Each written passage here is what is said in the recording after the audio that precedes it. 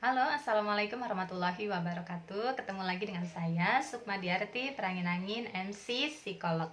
Saya adalah seorang penulis dari buku Parenting School, Orang Tua Bahagia, Anak Tumbuh Ceria. Teman-teman sekalian, di kesempatan kali ini saya akan berbagi tentang bagaimana cara menjadi orang tua yang bisa berkomunikasi baik dengan anaknya. Nah, di sini bahasannya adalah komunikasi asertif, cara menyampaikan pemikiran, isi hati, perasaan kita kepada anak dengan cara yang membuatnya merasa nyaman. Teman-teman sekalian, seringkali kita ingin menyampaikan suatu nasihat, kebaikan, pesan kepada anak kita, tetapi bila cara yang kita lakukan dan momen yang kita pilih tidak sesuai, itu akan menyebabkan pesan yang ingin kita sampaikan tidak tersampaikan dengan baik. Nah, sia-sia ya jadinya, atau bahkan bisa menimbulkan konflik bila kita merasa kok anak saya tidak nurut ya dengan perkataan orang tuanya. Nah, untuk itu penting sekali bagi setiap orang tua kita tentunya untuk bisa memiliki dan memahami bagaimana teknik berkomunikasi dengan anak, yaitu salah satunya adalah dengan belajar bagaimana menyampaikan pesan kepada anak dengan cara dan momen yang tepat sehingga apa yang hendak kita sampaikan mudah dicerna, mudah diterima, dan bisa segera dipraktekkan oleh anak kita.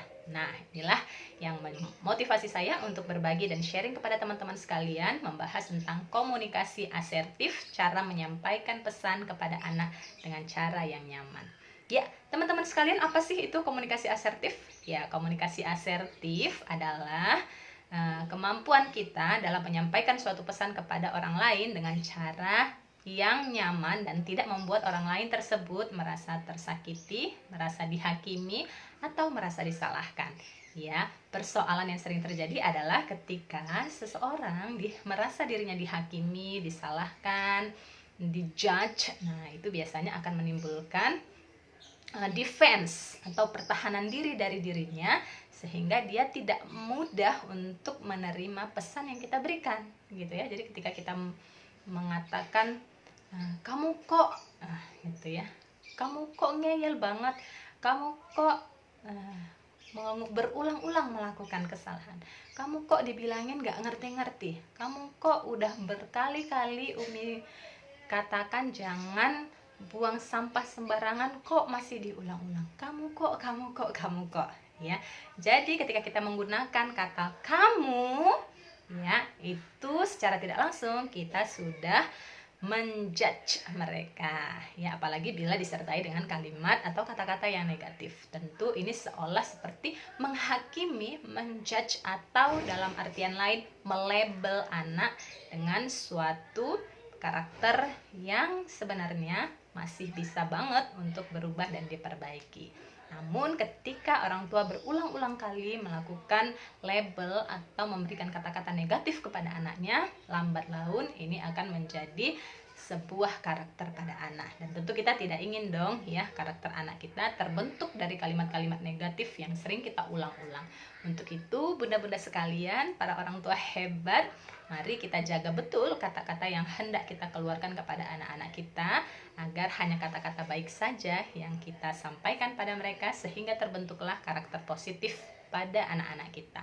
Ya, jadi cara pertama yang harus kita lakukan dalam membentuk komunikasi asertif adalah kita menggunakan kata ganti saya atau Umi atau ayah ya. Nah, Umi merasa tidak nyaman kalau kamu membuang sampah tidak pada tempatnya. Ya, kamu tahu nggak, buang sampah itu baiknya diletakkan pada tong sampahnya.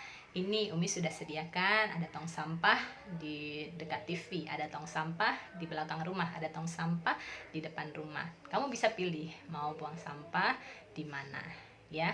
Kamu boleh cari tempat sampah yang terdekat dari kamu, silahkan. Tetapi ketika kamu habis makan snack, makan jajan, setelah selesai, ingat langsung buang pada tempatnya. Itu akan membuat Umi semakin senang dan sayang sama kamu. Ya, jadi menggunakan kata ganti saya, Umi atau ayah itu akan membuat anak merasa lebih nyaman. Dan betul-betul kita pahami bahwa ketika kita menggunakan kata ganti saya, sesungguhnya itu lebih mampu mengontrol emosi kita. Ya, ada kalanya ada situasi yang di luar kontrol kita yang kemudian memancing emosi kita. Nah, menggunakan kalimat atau komunikasi asertif ini akan membantu sekali untuk kita bisa terkendali dalam menyampaikan suatu pesan kepada anak. Gunakan kata ganti saya. Ya, Umi merasa tidak nyaman kalau kamu berkata yang keras atau berkata yang kasar ketika menyampaikan pendapatmu.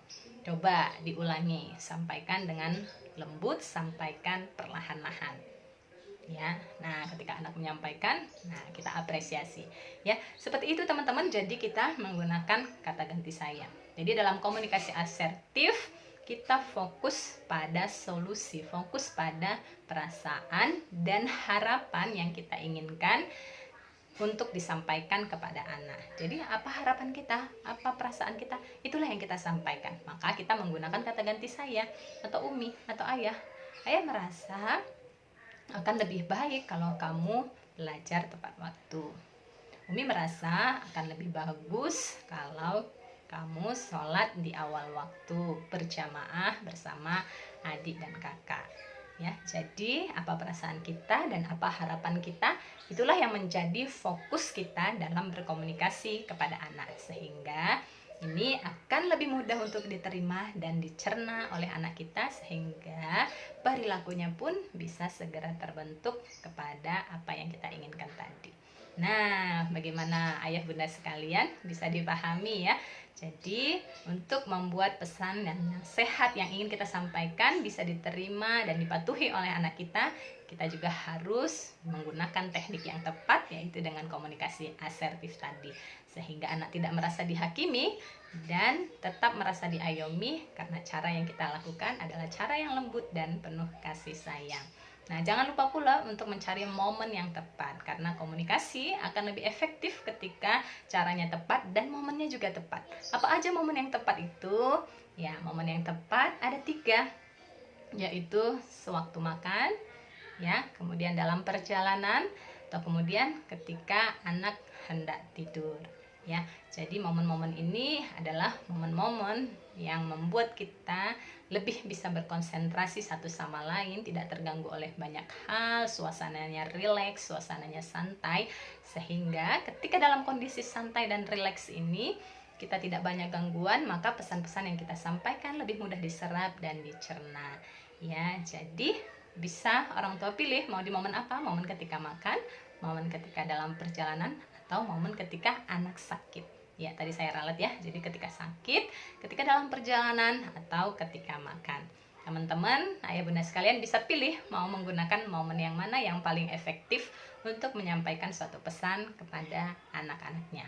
Ya, tetap jaga niat kita bahwa kita ingin mengajak anak-anak kita pada kebaikan, ingin meluruskan ketika ada perilaku mereka yang keliru.